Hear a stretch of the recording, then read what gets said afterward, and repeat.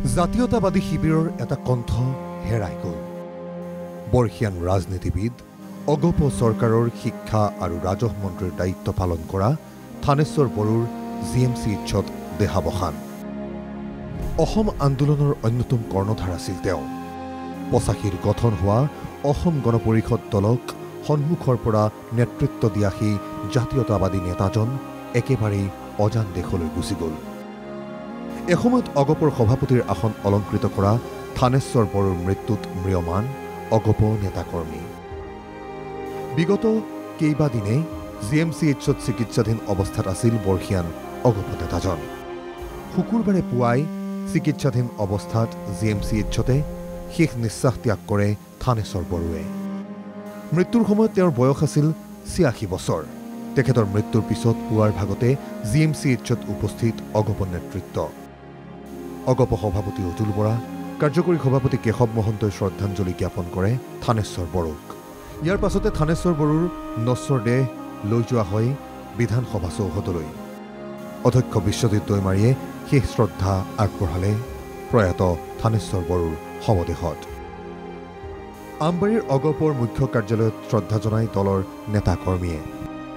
গুৱাহাটীৰ ভিন্ন স্থানত শ্ৰদ্ধাঞ্জলি জনোৱাৰ পাছতে থানেশ্বৰ বড়োৰ নশ্বৰ দেহ লৈ যোৱা হয় ৰঙিয়াৰ নিজ বাসগৃহলৈ। ৰঙিয়াৰ বাসগৃহত শ্ৰদ্ধাঞ্জলি জ্ঞাপন কৰে অগপ নেতৃত্বৰ লগতে মন্ত্ৰী ৰণোজ পেগুৱে। বিধানসভাৰ অধ্যক্ষ লগতে BTAD চৰকাৰৰ বহু নেতা উপস্থিত থাকে শ্ৰদ্ধাঞ্জলি অনুষ্ঠানত। 1985 চনৰ পৰা 2001লৈ ৰঙিয়া সমষ্টিৰ পৰা 3টা কাৰ্যকালৰ বিধায়ক হিচাপে নিৰ্বাচিত হৈছিল থানেশ্বৰ বড়ো। 3বাৰকৈ বিধায়ক নিৰ্বাচিত হৈ মন্ত্ৰিত্বৰ আসনত থাকিও অতি সাধাৰণভাৱে জীৱন নিৰ্বাহ কৰিছিল থানেশ্বৰ বড়োৱে। 2016ত অগপ এৰি বড়োৱে গঠন কৰিছিল আঞ্চলিক দল।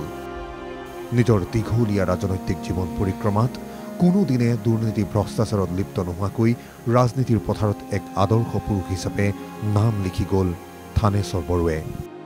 তেওঁৰ মৃত্যুত শোকাকুল বৰ্তমানৰ অগপ নেতৃত্বৰ লগতে গুণমুগ্ধ। আচৰিত হ'লো, কাৰণ পৰহি নিজে চিকিৎসালয়ত গৈ লগ পাইছিলোঁ। ভবা নাছিলোঁ ইমান কম সময়তে আমাৰ মাজৰ পৰা হেৰাই যাব। তেখেতৰ মৃত্যু আমাৰ সমাজ জীৱনৰ, ৰাজ্যখনৰ এক অপূৰণীয় ক্ষতি। শ্ৰদ্ধেয় থানেশ্বৰ বড়ো ছাৰৰ মৃত্যুৱে আমাক মৰ্মাহত কৰিছে।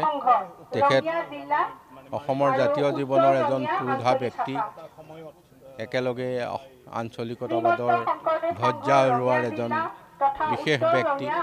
অসম গণ পৰিষদ দলৰ সভাপতিকে ধৰি 2টা চৰকাৰত তেখেতে মন্ত্ৰিত্বৰ দায়িত্ব লৈ আমাক সমাদৃত কৰিছিল। মানে খুবেই দুখৰ কথা, আৰু আমি আমাৰ মাজৰ পৰা আমাৰ থানেশ্বৰ বড়ো ছাৰক আজি মানে হেৰুৱালোঁ। তেওঁ আমাৰ অভিভাৱকৰ নিচিনা আছিল। আমি সকলো গভীৰ দুখ প্ৰকাশ কৰিছোঁ, কাৰণ তেখেতে এজন ৰাজনীতিবিদ, এজন শিক্ষাবিদ, এজন সমাজসেৱক, এজন সাহিত্যিকৰ লগতে এজন খুব ক্ষুদ্ৰ আত্মা, ক্ষুদ্ৰ মনৰ এজন ব্যক্তি আছিলে। ৰঙিয়াৰ শান্তিধাম মহাশ্মশানত ৰাজ্যিক মৰ্যাদাৰে শেষকৃত্য সম্পন্ন কৰা হয় থানেশ্বৰ বড়োদেৱৰ। এনেদৰে বৰ্ণিল ৰাজনৈতিক জীৱনৰ বহু উত্থান পতনৰ কাহিনী লৈ চিৰদিনলৈ চকু মুদিলে বৰ্ষীয়ান ৰাজনীতিবিদ থানেশ্বৰ বড়োৱে। Bureau report NKTV+।